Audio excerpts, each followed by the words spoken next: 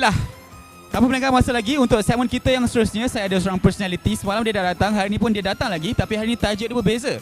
Dan dia juga adalah orang yang telah rasanya every time kita buat event, memang dia pun sponsor hadiah yang agak banyak dan sangat hebat. Okey, beliau juga merupakan pemenang untuk Energy Global Distributor pada tahun 2015 atau 2016. So memang bila kita buat bisnes ni bukan Malaysia, bukan lokal saja, bukan calang-calang, bukan regional, kita go global.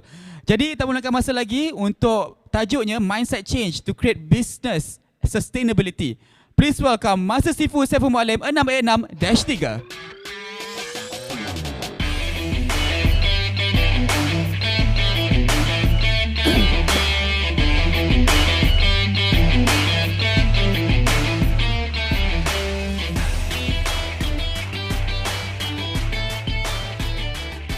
Bismillahirrahmanirrahim. Alhamdulillahirrabbilalamin. Wassalatu wassalamu ala Sayyidina Muhammadin asrafil mursalin wa ala alihi wa sahbihi ajma'in. Assalamualaikum warahmatullahi ta'ala wabarakatuh. Apa khabar semua? So kita semua dah baru lepas makan. So I believe gula pun dah tinggi. Jadi mungkin kita akan rasa sedikit mengantuk ataupun penat. Tapi just bear with me, insyaAllah. Ini satu topik yang mencabar juga yang diberikan oleh TPKC. Terima kasih banyak Master Sifu Zahid dan Master Sifu Noli untuk saya berkongsi mengenai satu topik baru, iaitu mindset change. Alright, apa tu, sekejap saya tengah, kenapa dia bergerak-gerak Okay, alright. So dalam topik ini saya akan cover sedikit sebanyak mengenai readiness for change. Maknanya persediaan kita untuk melakukan perubahan. Kerana apa pun yang kita buat, kita perlu melakukan perubahan, ya. Alright. Yang keduanya, of course, kita akan fokus kepada mindset change, iaitu topik pada hari ini. Maknanya perubahan minda yang perlu kita lakukan dalam melakukan business Kangen, ya. Kemudian apakah key success factor dalam network marketing, ya? Dan kita berada dalam network marketing lah. So some of us panggil MLM, some of us panggil direct selling dan sebagainya, terpulang lah. Tapi bagi saya ia adalah sebuah network marketing, ya. Kemudian apa itu right mindset for this Kangen business? Jadi hari ini saya akan berkongsi melalui pengalaman saya. Jadi hari ini saya bukanlah seorang tutor ataupun seorang pengajar, tapi saya adalah lebih kepada seorang pengamal. Maknanya di sini saya akan berkongsi melalui pengalaman-pengalaman yang saya ada dan juga pengalaman-pengalaman rakan-rakan dan juga tim yang mereka lalui sepanjang mereka berkangen. Jadi hari ini jangan expect banyak sangat teori, tapi lebih kepada in the eyes of pengamal mindset change ini, ya. Dan yang seterusnya adalah sustaining the business. Actually topik sustaining the business ini memakan masa 2-3 jam lah. Tetapi saya just mungkin akan share satu slide so that kita dapat some rough idea macam mana kita nak sustain the business dengan menggunakan mindset change sebagai salah satu daripada penyebab untuk kita melakukan bisnes yang berterusan. Alright. Okey, jadi apa common issue kita sekarang ni, ya? Apa common kita sebagai distributor Kangen? Tentu kita lihat, saya dah 7 tahun, Master Sifu Zahid pun dah 7 tahun, ada antara kita dah 2 tahun, dah 3 tahun dan sebagainya. Jadi antaranya seperti yang saya listkan kat sini, iaitu kita berhenti membuat bisnes ini walaupun kita baru saja berkecimpung. Jadi kenapa agaknya kita berhenti ataupun kita have early exit in the business, ya?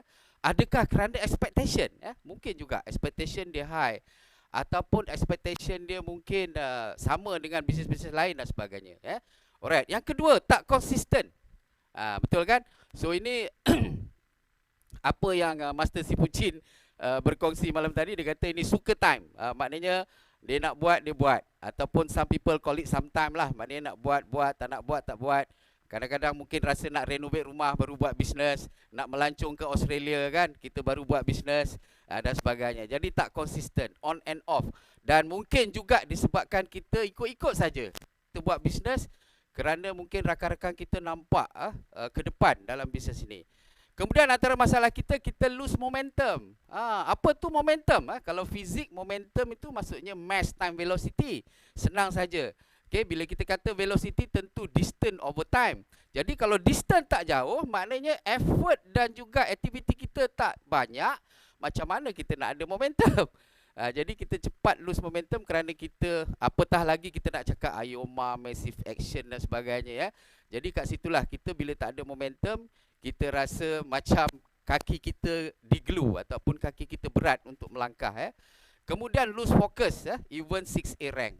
Lose focus ni of course berlaku kepada bisnes apa pun, traditional business, conventional business, Kangen business, iaitu network marketing business dan sebagainya. Jadi kenapa boleh lose focus? Kita lihat 6A boleh berhenti. Imagine 6A boleh berhenti. Berhenti, lepas tu kita tengok dia, dia dah promote phone card. Dia boleh promote phone card, jual tuala, lepas tu macam-macam lah benda yang tak sepatutnya dia buat. Jadi kenapa? Mungkin mereka ini sudah mendengar bisikan-bisikan di luar sana. Oh, dah tak boleh buat Kangen business, dah susah dah dan sebagainya lah. Jadi macam-macam untuk kita lose focus. Kenapa? Mungkin antara penyebabnya adalah mindset change. Jadi apakah area yang perlu kita address atau kita tangani? Adakah skill? Skill maknanya dari segi hardware lah. Maknanya dari segi kemahiran. Memanglah perlu, tetapi kemahiran ni kita boleh senang dapat. Kita boleh pergi kat TPKC, kita belajar macam mana nak demo dan sebagainya. Okey. Kemudian yang kedua, activity planning pun perlu juga. I think si Chin malam tadi pun banyak bercakap mengenai 90 days. 90 days massive action dan sebagainya. Bagi kami dalam corporate memang ini adalah satu kegiatan yang memang kita lakukan sentiasa, yang kita panggil sebagai 3 months look ahead. Betul kan? 3 months look ahead plan. So memang ini memang kita lakukan setiap bulan. Cuma dalam Kangen business 90 days ni apa yang kita lakukan, Alright. Jadi yang ini pun penting, tapi adakah ini penyebab dia? Mungkin yang ini pun kita boleh belajarlah, senang sebab dia part of the hardware tadi. Dan yang ketiga adalah leadership, dan leadership adalah lebih kepada software, dan ini bukanlah mudah. Dan begitu juga mindset. Mindset juga adalah the software part. Dia tidak mudah. Jadi hari ini saya tidak akan bercakap mengenai perkara-perkara lain. Saya akan bercakap mengenai mindset. Yang mana mindset ni adalah satu area di mana kita tahu tetapi kita dapat lakukannya dengan baik. Jadi kenapa? Kenapa dan kenapa? Alright. Okay, so sebelum saya mula dengan mindset change, perlu saya nyatakan di sini, selalu kita dengar, if your strategy fail, change your strategy. So maknanya apa pun yang kita buat, kalau kita nak bergerak, kita nak berubah daripada yang kurang bagus kepada yang bagus, kita mesti melakukan perubahan. Okay, so kita akan melakukan perubahan bila kita nak umpamanya kita nak bertukar kerja, ataupun kita melakukan perubahan, atau kita nak melakukan bisnes yang baru, kita masuk dalam Kangen business umpamanya, dan sebagainya. Jadi soalan dia adakah kita boleh melakukan perubahan? Sebab kalau kita tidak melakukan perubahan, maka kita tidak akan dapat hasil yang kita mahu. Saya selalu dengar banyak motivator berkatalah, termasuklah Eric Worre. So mereka berkata bahawa for things to change, we have to change. For things to change, we have to change. For things to get better, we have to get better. Maknanya kitalah yang akan dapat merubah sesuatu, bukannya orang lain. Jadi first step yang kita harus lakukan adalah kita empty the glass. Apa maksud empty the glass? Empty the glass tu bukanlah kita buang semua pengalaman kita ataupun semua experience kita, tetapi di sini maksudnya dari segi mindset, sebab kita melakukan bisnes yang baru, maka kita kena kosongkan kepada untuk kita memberi ruang kepada pemikiran kita untuk belajar mengenai bisnes baru, cara-cara yang terbaik untuk melakukan bisnes Kangen dan sebagainya. Alright, so itulah sebabnya kenapa kita kena berubah. Maknanya kalau katalah kita memilih Kangen business, kita kena berubah daripada keadaan sekarang, di mana mungkin saya bagi contoh dulu semasa saya mula bisnes Kangen, saya tak boleh lagi balik pukul 9 dan 10 malam. Jadi saya stop my meeting dekat 6.30. 1 jam saya lakukan untuk reply email, walaupun email banyak, kadang-kadang sampai 150 email. Dan selepas solat 8 saya akan buat bisnes 8 hingga 1 pagi, dan saya buat secara masif lah. Maknanya saya berkongsi air ataupun saya demo mengikut planning yang saya buat. Jadi itulah perubahan yang perlu kita lakukan. Alright. Okay. So, kenapa kita apa itu mindset change? Tadi saya dah jelaskan, iaitu satu perubahan minda daripada satu state, satu keadaan kepada keadaan yang baru. Ya, ramai orang sekarang mengistilahkannya sebagai comfort zone lah. Saya tak suka sangat comfort zone ni. Sebab itulah rasanya kenapa ramai yang tak nak berubah. Kenapa? Kerana kita panggilnya sebagai keadaan selesa. Jadi dia tak keluar. Jadi saya selalu panggil sebagai kotak satu lah. Yang kedua, why need mindset change? Okay, kalau pemikiran kita tidak berubah, saya bagi contoh lah. Katalah kita berada daripada bisnes lain dan kita join Kangen Business. Katalah mungkin kita sebelum ni menjadi jurujual kowe umpamanya, ataupun kita buat bisnes Ijisera, kita buat bisnes Atomy, kita buat bisnes RF3, kita buat bisnes apa lagi, Mary Kay, ataupun macam-macam lagi lah. Saya just nak tunjuk bahawa saya memerhatikan dan saya tahulah. Jadi kalau kita nak buat bisnes Kangen, kita tak boleh mempunyai pemikiran yang sama, kerana produk yang berbeza, market segment yang berbeza, dan juga kompleksiti lain yang berbeza. Jadi kita perlu perubahan minda kat sini. Kemudian yang ketiga, tentunya bila kita ingin embark on the new things, ataupun bila kita nak embark dalam bisnes. Dan yang penting sekali adalah bagaimana kita nak melakukan perubahan minda. Ramai business motivator, ramai juga kita punya motivator selalu bercakap, tukar minda kita, ubah minda kita. So kita pun melompat-lompatlah atas meja, atas kerusi, seronok, teruja kita nak ubah minda kita. Tapi selepas kita balik sehari dua hari, habis. Tak tahu ke mana, tak tahu macam mana nak ubah, kita stall. Kita stall ataupun kita frozen. Kenapa kita tak boleh ubah? Agak-agak kenapa kita tak boleh ubah? Ini saya punya model. Okay, model saya simple saja. Selagi kita tidak keluar daripada kotak satu, kita tidak boleh melakukan perubahan minda.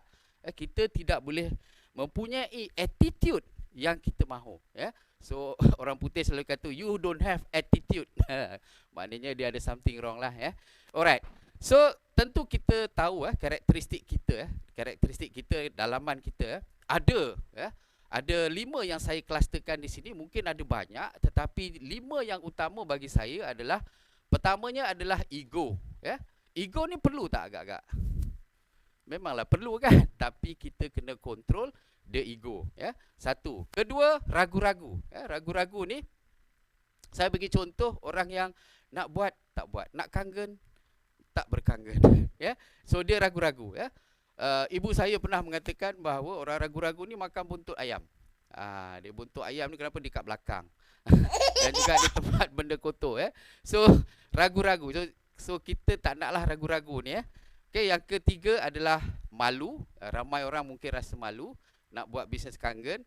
Ada yang rasa takut. Takut kat sini, ada yang takut gagal umpamanya. Takut ni banyak lah, tapi saya rasa dalam Kangen ni mungkin dia takut gagal. Okay, dia pernah dalam keluarga dia, mungkin dia seorang yang buat Kangen. Keluarga dia memerhatikan, so dia takut dia gagal. Mungkin dari segi pihak suami, isteri ataupun pihak anak dan sebagainya. Dan yang kelima adalah malas. So nenek saya pernah berkongsi, pernah selalu menasihatkan saya ketika saya kecil. Dia kata ada satu penyakit dia yang tak ada ubat, iaitu malas. Dan ingatan dia yang berkali-kali inilah yang sebenarnya membina saya. Dan saya memang takut malas masa saya kecil, sehinggalah sekarang ni tak ada lagi perasaan untuk bermalas-malasan. Alright. Orang lain bersara duduk rumah kan, saya tak ada. COVID-19 saya pun bekerja dan sebagainya. Okay, so bagaimana kita nak keluar? Okay, sebelum kita tanya bagaimana kita nak keluar, alright, boleh tak semua orang type apakah dominan karakteristik masing-masing? Adakah yang dominan tu ego? Of course lah, ada ramai yang mungkin ada 2 atau 3, ada 5. Tapi apa dominan masing-masing? Adakah ragu-ragu? Atau adakah takut?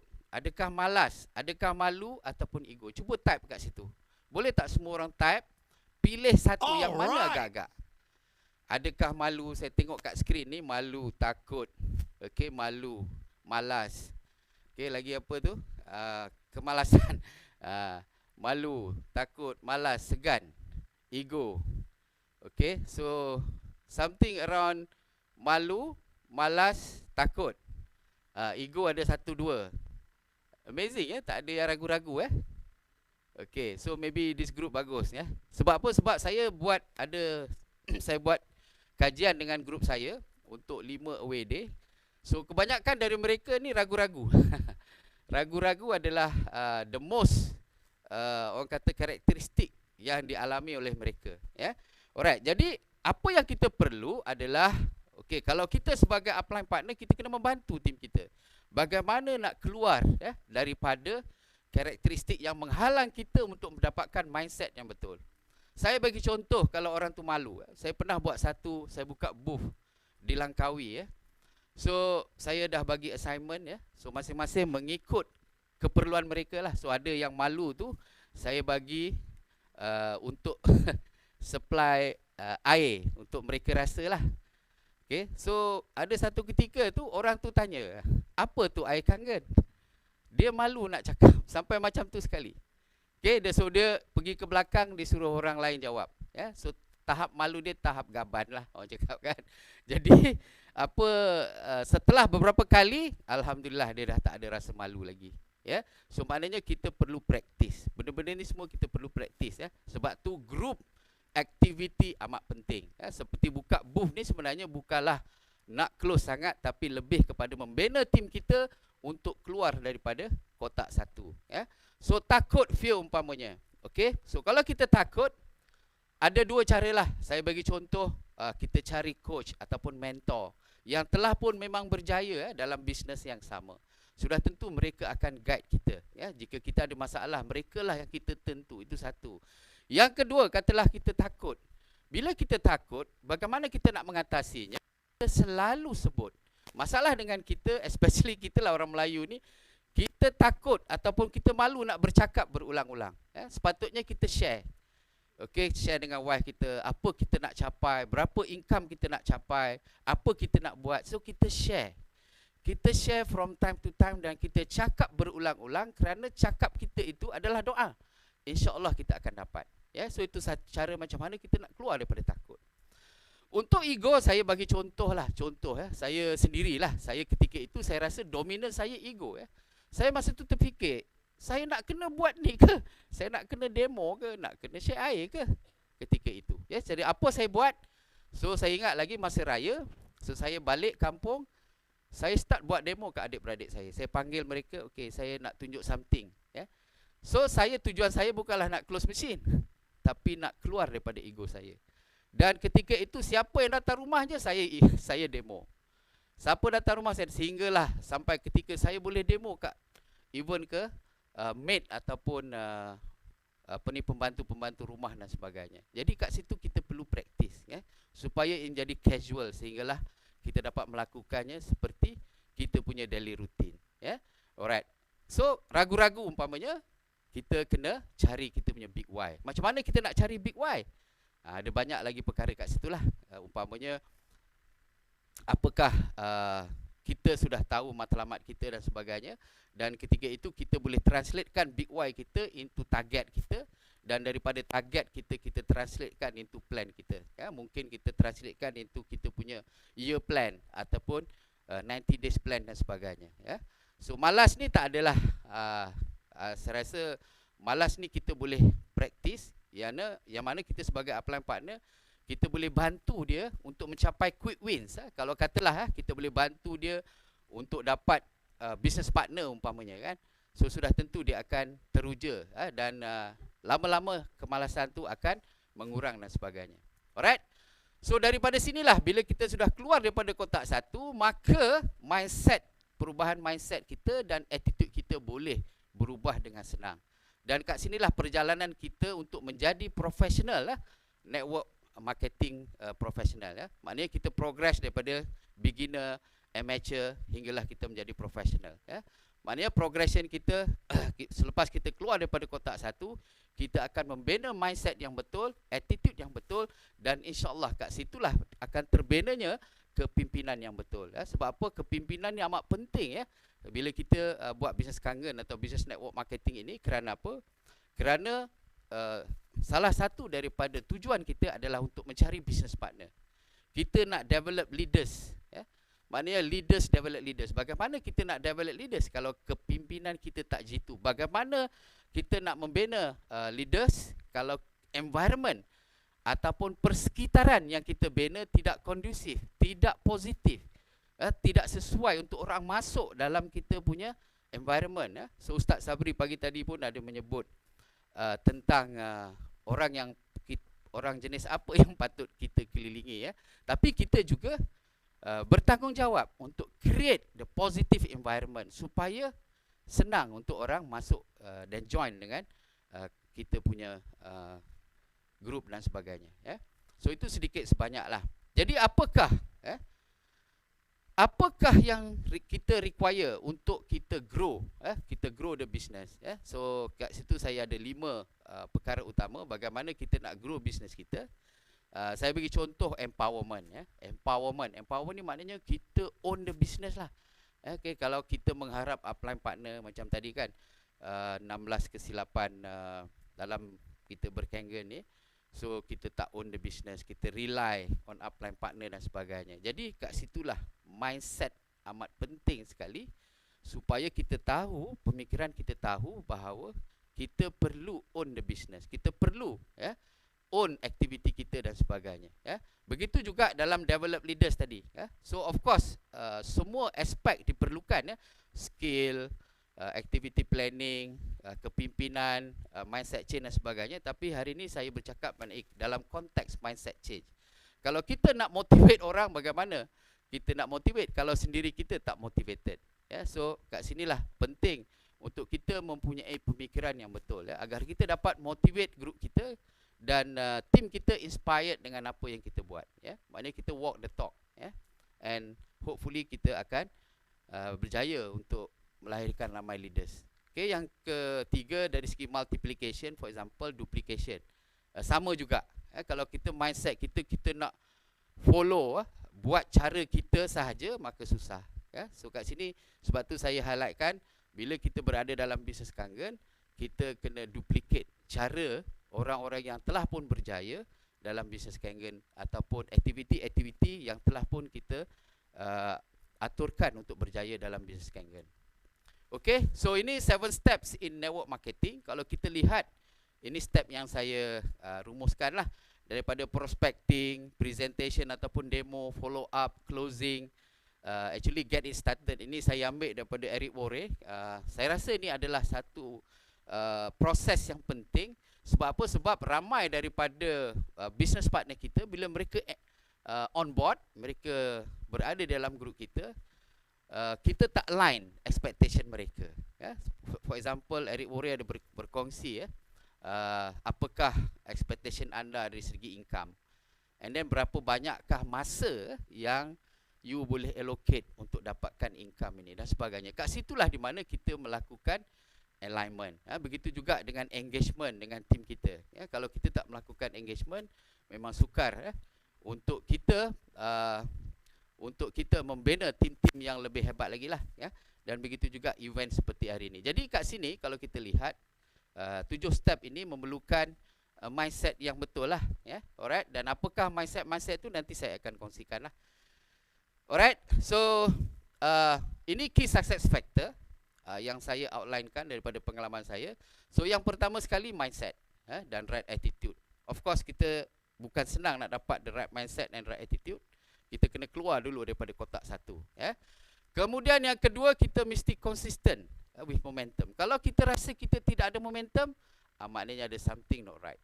Okay, so kita boleh go deep, ya. What is the underlying root cause? Kenapa kita tidak konsisten? Kenapa kita tidak mempunyai hal laju, ya? Kenapa kita tidak mempunyai distance, ya, dan sebagainya. Kemudian nombor 3, 100% duplication. Kenapa? Kerana ramai orang duplicate apa yang dia nak saja. Saya bagi contoh, katalah kalau sepatutnya kita duplicate cara kita share air, cara kita demo, cara kita membawa orang pergi event, mungkin kita malas nak bawa orang pergi event. So kita duplicate, mungkin hanya buat prospecting sahaja, atau kita dengan cara kita demo sahaja dan sebagainya. Jadi kita mestilah melakukan 100% duplication, ya. Kemudian yang keempat, leadership. Seperti yang saya terangkan di sini, leadership ni amat penting, ya. Kerana tujuan kita adalah mencari business partner. Kita bukan salesperson. Alright, so kita ada masalah sikit dengan connection, ya. Alright.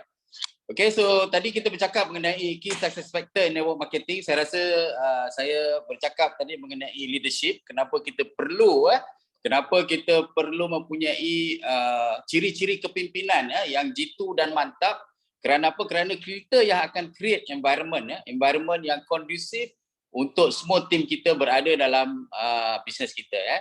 Dan kemudian event, saya rasa ramai orang dah cerita mengenai event.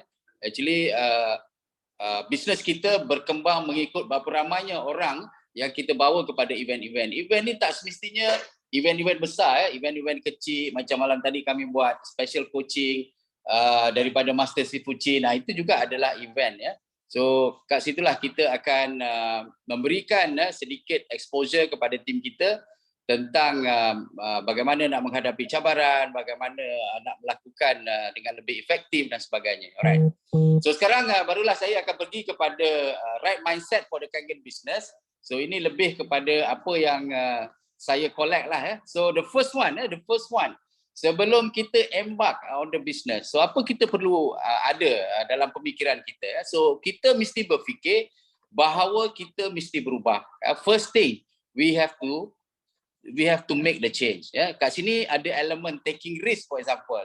Apa pun bisnes yang kita buat, sama ada conventional business ataupun traditional business ataupun network marketing business, memang kita perlu ambil risk, ya. Kita perlu ambil risk, sama ada risk itu besar atau kecil. Kalau katalah dia punya pulangan dia besar, dan juga katalah kalau kerugian tu boleh besar, maka kita berada dalam risiko yang besar dan sebagainya, ya. So tanpa ada risiko, tak akan ada bisnes. So alright, so we have to take the risk. So yang kedua adalah untuk kita membuat decision. So bos saya selalu berkata bahawa kalau kita adalah lebih baik kita membuat decision yang salah daripada kita tak buat decision langsung. Maknanya kat sini at any one time, bila kita dah decide, kita kena buat decision, ya.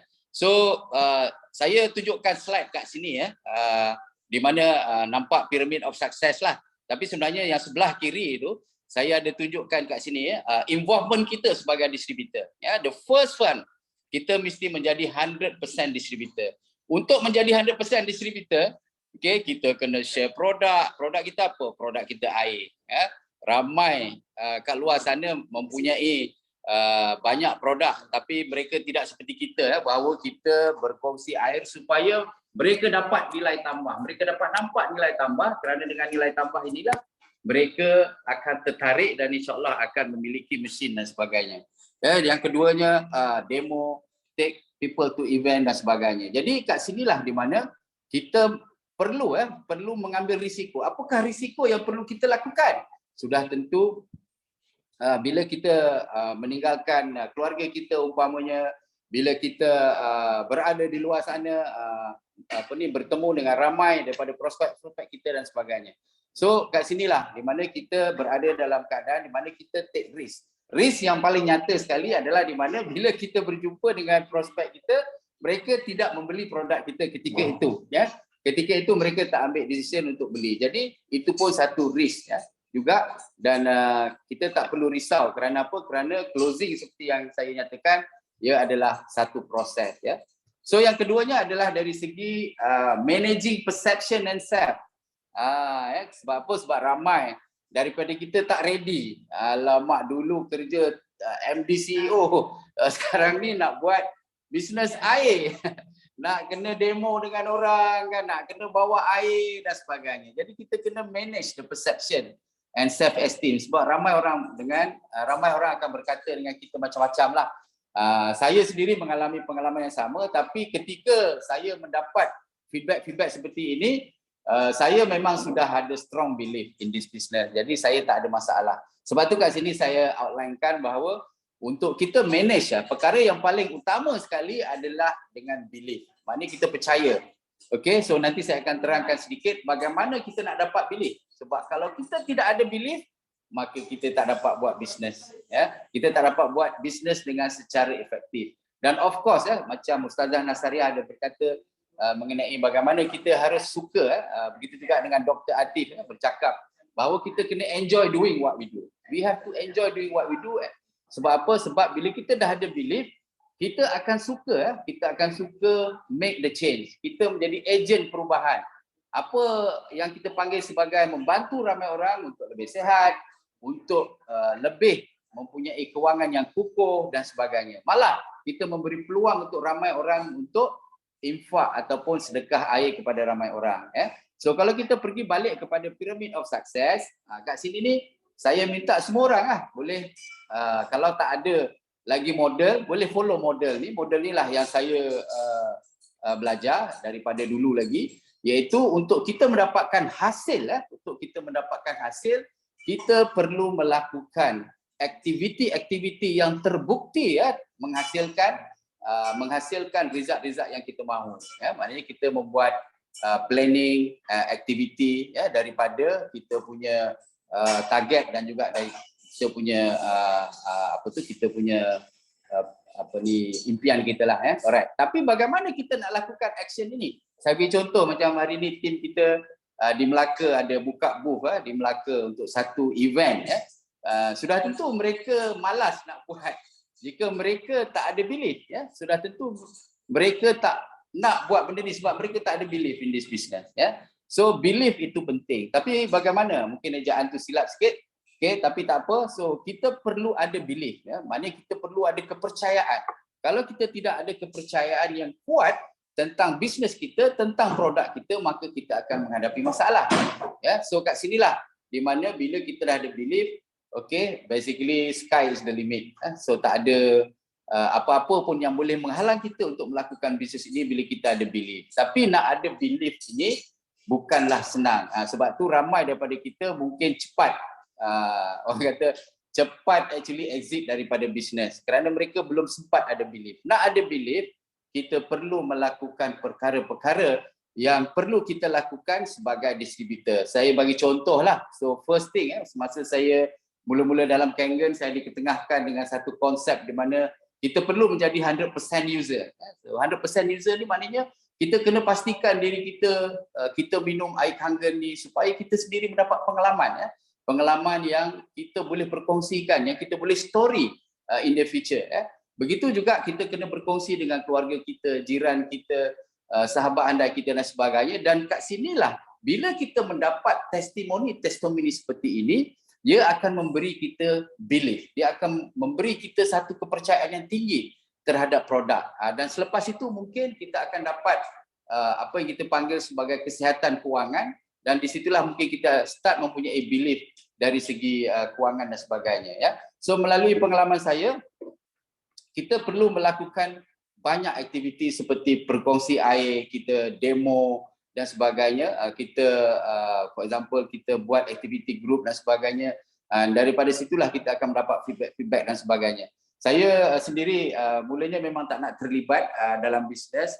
Okay, Master Sifunoli ada ajak saya beberapa kali, tapi saya kata saya nak sihat. Saya memang tak nak buat bisnes. Saya tak pernah buat bisnes, apatah lagi network marketing. Dan saya pula terlampau sibuk. Saya memegang satu jawatan yang mana you tak boleh imagine kalau you ada masa untuk buat bisnes lain lah. Jadi, tapi apa yang mengujakan saya adalah bila saya berkongsi air ketika itu, ramai daripada mereka memberi feedback yang begitu mengujakan. Ada yang dah boleh berjalan, emaknya atau ibunya dah boleh bangun dan cuci pinggan dan macam-macam lah.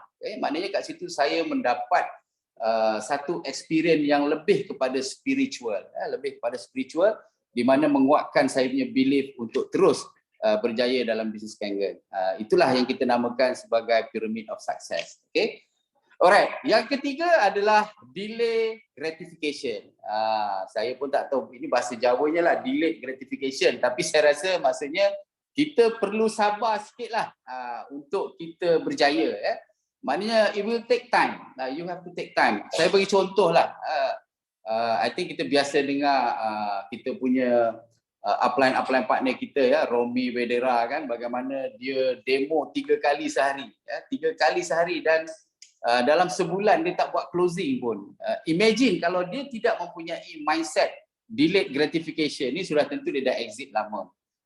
Dia demo 3 kali sehari, sebulan tak close. Kita demo 3 pun kita dah 3 kali tak close pun kita dah out dah. Maknanya kita dah macam rasa putus asa dan sebagainya. Jadi kat situ kita perlu tanamkan bahawa dia seperti kita menanam ya, maknanya untuk menghasilkan buah kita perlu mempunyai batas yang bagus, kita perlu mempunyai baja yang baik, kita siram mengikut keperluan yang diperlukan, insya-Allah buahnya akan ranum dan buahnya akan banyak. Times will come. Saya cakap dengan tim saya, times will come bila kita akan menuai. Jadi kita banyakkanlah untuk menanam, banyakkan kita punya investment dan sebagainya. Jadi delayed gratification ini mungkin setengah orang saya bagi contoh lah, kalau kat sini saya boleh relate dengan bagaimana kita membuat prospecting ya. Okey, kalau dalam buku beberapa buku network marketing dia dipanggil sebagai shift and sort approach ya, maknanya kita bergerak dan kita mencari prospek-prospek yang baru lah. Maknanya bila kita buat prospecting sekiranya sampai certain level bahawa kita tidak dapat untuk close, kita bergerak untuk mencari yang lain dan prospek yang kita ada tu kita hendaklah maintain untuk berada di dalam kita punya funnel ataupun dalam kita punya kolam lah, senang cerita, supaya kita continue untuk memberi mereka informasi ataupun mereka makanan-makanan yang diperlukan agar mereka tertarik dengan produk dan juga dengan bisnes kita ya. Saya bagi contoh semalam selepas saya present product knowledge, umpamanya saya dapat satu WhatsApp mereka WhatsApp ni daripada seseorang yang saya kenal lama lah dan saya pernah buat demo rupanya lebih kurang 4 tahun setengah dulu atau 5 tahun dululah. So dia bertanya pada saya berapa diskaun boleh bagi dan sebagainya. Jadi kat situ saya tahu dia nak membeli ya. So alhamdulillah dia dah decided untuk membeli. Kenapa? Kerana dia memang berada dalam grup testimoni saya yang saya sedia bagi testimoni setiap hari ya. Alright. So maknanya it will take time ya. Okay. And then kita bercakap mengenai closing ya. Closing is a process. So jangan kita anggap macam produk-produk lain. Katalah kita business product supplement. Of course kalau kita cerita mungkin senang untuk close, ataupun kosmetik senang untuk kita close. Tapi bila kita buat bisnes kangen, because people ataupun prospek kita perlu melihat apakah nilai tambah produk kita, apakah value yang mereka akan dapat. Mereka kena menjawab persoalan apa manfaatnya untuk saya dapatkan produk ini dan sebagainya. Jadi kat situlah kalau kita bagi contoh lah, saya bagi contoh example tentang demo for example ni just snapshot of a demo lah. Dalam demo tu mungkin kalau kita lihat kat sini banyak proses dia lah. Tapi kalau kita dah buat sentiasa memang benda ni casual. So ramai daripada kita, saya bagi contoh kita tak selalu minta feedback. Lepas kita demo, kita tak minta feedback. So my tips is always kita minta feedback. So Hajah, macam mana air yang kita demo tadi, ataupun Hajah, apa pendapat Hajah, bagaimana demo saya dan sebagainya. So kita minta feedback. Sebab daripada feedback 98% selalunya adalah bagus ya. So kat sinilah di mana kita boleh continue untuk recommend kepada dia dan kita boleh seterusnya membuat konsultansi dan sebagainya. Dan mungkin kita tak boleh buat closing ketika demo itu, tapi selepas kita katalah berkongsi air dan sebagainya, mungkin kita akan dapat closing. Sebab selalunya daripada pengalaman saya lah ya, maknanya majority akan membeli. Cuma mereka kadang-kadang membeli instantly, kadang-kadang selepas sebulan, kadang-kadang selepas 3 bulan, selepas tahun, selepas 3 tahun dan sebagainya. Yang penting bagaimana kita handle prospek kita untuk mereka sentiasa bersama dengan kita lah ya. Alright. So itu adalah closing. Yang seterusnya adalah back to zero. I think yang ni saya dah cakap tadi, maknanya kita kena empty the glass lah, bukan maksudnya kita tak boleh nak buat mengikut kemahuan kita, tetapi kita lebih fokus kepada duplikasi kat sini. Apakah duplikasi yang telah pun dilakukan oleh orang-orang yang berjaya dalam bisnes yang sama. Kemudian yang seterusnya adalah accepting rejection. Ni kat sini ramai orang terkandas lah. Kenapa? Bila kena reject, dah mula okey, kadang-kadang saya bagi contoh lah. Saya dah tahu pasal air ni, so saya tak nak air ni lah. Lebih baik bagi kepada orang lain. Jadi kata-kata tu kadang-kadang menyebabkan kita tersentak, dan mungkin ramai umpamanya kita mungkin mengalami pengalaman balik kat rumah, kita boleh terjun atas katil, kita boleh menangis, boleh menangis, kata kita ni memang tak pandai buat bisnes dan sebagainya. Sebenarnya rejection is normal. Kalau tak ada rejection memang tak normal, sebab bisnes terhasil daripada rejection. Jadi bagaimana kita nak accept rejection? Macam-macam. Kalau saya selalunya bila saya nak share air, umpamanya saya dah minum dah air ni, lama dah saya minum. Saya punya approach is saya takes time. Saya takes time, saya baca selawat, kemudian saya akan start tanya dia, Alhamdulillah. Saya acknowledge, konsep kita dengan prospek kita always acknowledging apa prospek kita cakap atau idea dia lah. So saya akan cakap, okay, Alhamdulillah, you dah dapat minum air yang sihat, air yang baik, kan. Dan saya akan start tanya daripada mana dapat, kan, pH berapa liter minum. So by time, at one time nanti dia akan kata, oh okay Saiful, you nak hantar-hantarlah, kan, something like that. Itu satu cara. Cara kedua mungkin kita guna konsep network marketing. Banyak dalam buku-buku mereka mengusulkan agar kita guna 3F konsep, iaitu feel, felt and found. Maknanya kita sama juga, kita acknowledge. So kita katalah dia kata produk ni mahal. So kita boleh cakap kat dia, saya pun rasa begitu semasa saya semasa sebelum saya beli mesin ini. Okay. Tetapi setelah saya memiliki mesin ini barulah saya tahu bla bla bla bla. Jadi kat situ kita acknowledging. So 3F konsep ni very famous dalam network marketing, kita boleh gunakan. And then next one, own the business. So yang ni saya tak payah terangkan sebab saya running out of time. Kemudian the next one, very very important. Ini daripada mula saya berkenggan, memang saya beritahu tim saya. So always look for business partner, because we are in the network marketing. Jadi rugi kalau kita jadi salesperson, kita hanya menjual. So sebab tu kadang-kadang kita boleh lose opportunity untuk develop potential business partner yang boleh growkan bisnes kita. So always look for business partner, because business partner akan create sale. Dan kalau kita just focus on sale, tak semestinya kita akan dapat business partner. Jadi always look for business partner di mana ada ciri-ciri development dan sebagainya. Okay. Alright, so saya diberi masa 2-3 minit lagi. Okay, the next one ni sebenarnya it's not of mindset tapi lebih kepada attitude. Okay, attitude kat sini maknanya dia macam leadership behavior yang kita exhibit kat luar lah. So kita mesti sentiasa positif. Kadang-kadang ada something happen tentang grup kita, ada pergaduhan, ada perkelahian dan sebagainya. Jadi kita always stay positif dan sebagainya, dan mesti kita proaktif lah.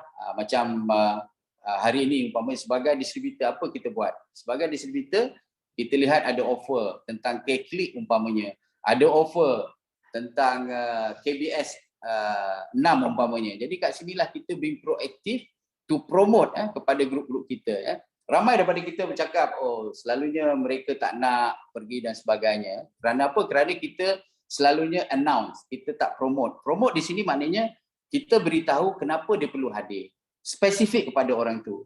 Katalah kita tahu orang tu perlu nak mencari duit lebih, nak cari bisnes yang sesuai. Jadi apa kita promote? Kita cakap, saya rasa sesuai untuk Ahmad pergi kepada KBS 6 ini. Okey. Kerana KBS 6 ini akan mengenengahkan ramai daripada mereka yang telah pun berjaya dalam bisnes kangen hingga mereka boleh mendapat jutaan ringgit. Jadi kat sinilah saya rasa you perlu datang. Kat sinilah kita membuat konsultansi dan kita membuat promosi supaya mereka boleh hadir bersama dalam kita punya Kangen Business Seminar umpamanya.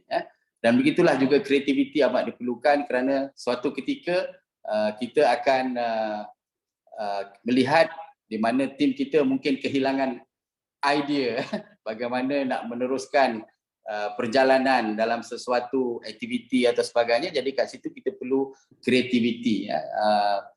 Tak semestinya kreativiti itu akan menghasilkan kejayaan 100%, tapi at least sebagai seorang leader, sebagai seorang Kangen distributor, kita perlu kreatif. Maknanya kita perlu positif, proaktif dan kreatif, dan kita, jika kita boleh exhibit, kita boleh ketengahkan sikap-sikap dan ciri-ciri ini, maka mudahlah kita untuk membuat Kangen, kerana di situlah ramai orang akan bersama-sama dengan kita sebagai business partner. So